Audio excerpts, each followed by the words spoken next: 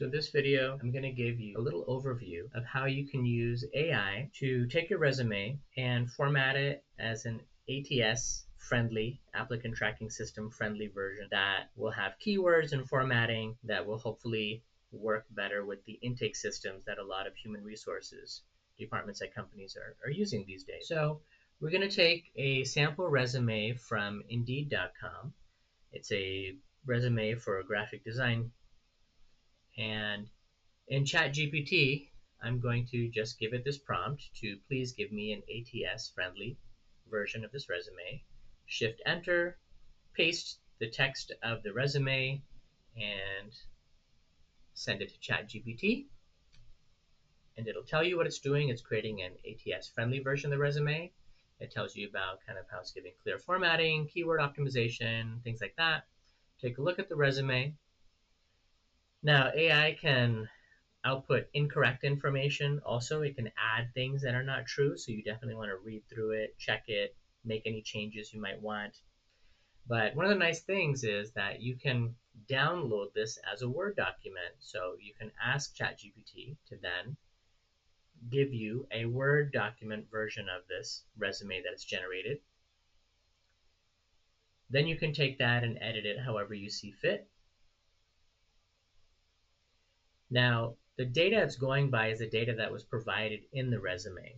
So the more descriptive you can be about your job roles and your skills and summary, the more material it's going to have to draw upon when it's generating a version for you. So the next step after this is I want to take a job description. So just did a Google search for graphic design jobs and pick the very first one. And I'm going to look at the qualifications and responsibilities and requirements. I'm going to copy and paste that and put that into ChatGPT and ask it to generate a cover letter.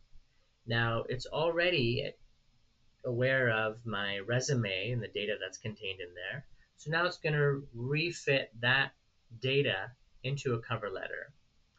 Now, one thing to be careful of here again is if there are different qualifications or requirements in this job description, ChatGPT might just add those in, add lines that may not actually be your skill set. So you definitely want to be truthful, but the truthful part is on you. So you want to make sure that you edit your resumes and cover letters after they've been through AI. So let's say looking at your resume, you're like, okay, I'm a graphic designer, so this is what I do. That's the only type of job that I can get. But if you look closer, you think more closely about different roles you've had. Perhaps you've managed people. Perhaps you've done client relations.